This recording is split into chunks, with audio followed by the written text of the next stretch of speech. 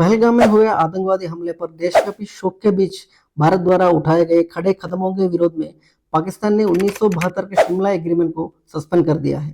तो समझते हैं शिमला एग्रीमेंट और पाकिस्तान ने क्यों इस एग्रीमेंट को सस्पेंड किया है, इसका इम्पैक्ट और इंडिया स्टैंड इस विषय में।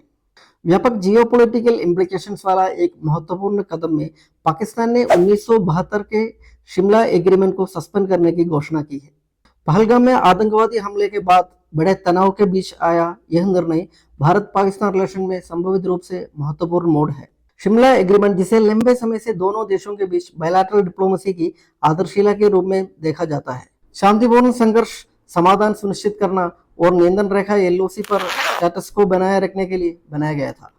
पाकिस्तान द्वारा इस एग्रीमेंट से एक तरफ वापसी इस ढांचे से हटने की संकेत देती है और पुरानी शत्रुता को फिर से शुरू कर सकती है। 2 जुलाई 1972 को भारतीय प्रधानमंत्री इंदिरा गांधी और पाकिस्तानी राष्ट्रपति जुल्फिकार अली भुट्टो द्वारा हस्ताक्षरित शिमला समझौता 1971 के भारत पाक युद्ध के डिप्लोमेटिक रेस्पॉन्स था, जिसके कारण बांग्लादेश का निर्माण हुआ है। इस संधि का उद्देश्य पीस रिस्टोर करना और बायलैटरल रिलेशंस को सामान्य बनाना था, साथ ही भविष्य में संबंधों के लिए प्रमुख सिद्धांत स्थापित करना था। दोनों नेशंस बायलैटरल रूप से संघर्ष को हल करने और तीसरे पक्ष की मीडिएशन से रिफ्रेन करने के लिए कमिटेड थे। प्रत्येक पक्ष को दूसरे पक्ष के क्षेत्रीय अखंडता और राजनीतिक स्वतंत्रता का सम्मान करना था। समझौते ने स्पष्ट रूप से एक दूसरे के आंतरिक मामलों में किसी भी तरह का इंटरफियरेंस को प्रोहिबिट किया है। कश्मीर जैसे मुद्दों को इंटरनेशनल इंटरवेंशन के बिना हल किया जाना था।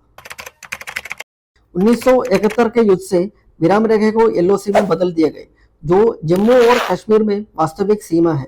दोनों राष्ट्र इस रेखे को एक तरफा रूप से नहीं बदलने पर सहमत हुए। भारत में युद्ध के दौरान कब्जा किया गया 13,000 स्क्वायर किलोमीटर से अधिक पाकिस्तानी क्षेत्र को वापस कर दिया, जिससे शांति के प्रति उसकी प्रतिबद्धता में मजबूत हुई।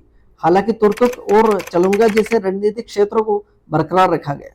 हालांकि यह सीधे समझौते का हिस्सा नहीं था, लेकिन इसने पाकिस्तान द्वारा बांग्लादेश को डिप्लोमेटिक रिकॉग्निशन देने का मार्ग प्रशस्त किया है। समझौते ने दोनों देशों द्वारा यूएन चार्टर के सिद्धांतों का पालन करने की पुष्टि की, जिसमें पीसफुल को एक्सिस्टेंस और अब्सटेनिंग फ्रॉम यूज ऑफ फोर्स शामिल है। पाकिस्तान का यह निर्णय भारत के डोमेस्टिक मेजर्स, विशेष रूप से जम्मू और कश्मीर से संबंधित, जैसे कि 2019 में आर्टिकल 370 को निश्चित करने की प्रतिक्रिया की और प्रतीत होता है। बायलैटरल एंगेजमेंट स्टाल्ड होने और तनाव बढ़ने के साथ इस्लामाबाद ने एक प्रतिमात्मक लेकिन संभावित रूप से अस्थिर करने वाला कदम उठाया है। बायलैटरल फ्रेमवर्क से खुद को दूर करना संभवतः तीसरे पक्ष के इंटरवेंशन की मांग करने की अनुमति मिलती है। यूएन और ओएसी जैसे मंचों का माध्यम से कश्मीर मुद्दे का अंतरराष्ट्रीयकरण करके कूटनीतिक लाभ प्राप्त करे। एलओसी ऐतिहासिक रूप से अस्थिर रहे हैं, जिसमें अक्सर सीजफायर वायलेशन और इन्फिल्ट्रेशन अटेम्प्ट्स के प्रयास होते रहे हैं। विशेष रूप से घरेलू राजनीतिक और सुरक्षा दबावों के बीच रणनीतिक पुनर्संतुलन का संकेत दे।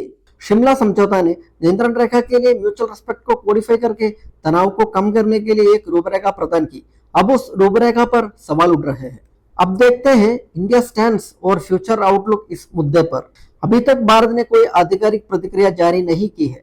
ऐतिहासिक रूप से भारत ने बायलैटरलिज्म पर जोर दिया है, पाकिस्तान के साथ अपने विवादों में फॉरेन इंटरवेंशन को अस्वीकार किया है। शिमला समझौता के सस्पेंशन से किसी भी स्तर तक बातचीत के लिए जगह कम हो सकती है, कम से कम निकट भविष्य में। आगे बढ़ते हुए स्थिति 2 तरह से विकसित हो सकता है। पहला, एस्केलेशन। समझौते के बिना एलओसी वायलेशंस और पॉलिटिकल प्रोवोकेशंस बढ़ सकते हैं, खासकर इलेक्शन और टेरर अटैक जैसे सेंसिटिव पीरियड्स के दौरान। दूसरा, डिप्लोमेटिक री एंगेजमेंट। ग्लोबल पावर्स का प्रेशर दोनों पक्षों को संभवतः एक नए ढांचे के तहत जुड़ाव के लिए फॉर्मल मैकेनिज्म को फिर से स्थापित करने के लिए प्रेरित कर सकता है। पाकिस्तान द्वारा 1972 के शिमला समझौते को सस्पेंड करना एक महत्वपूर्ण रणनीतिक मोड़ है।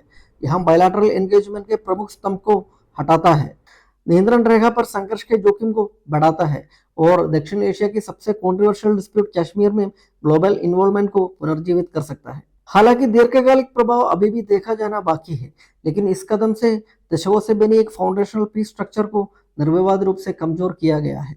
तो दोस्तों, ये था आज का टॉपिक। आशा करता हूँ कि ये वीडियो आपको पसंद आया होगा।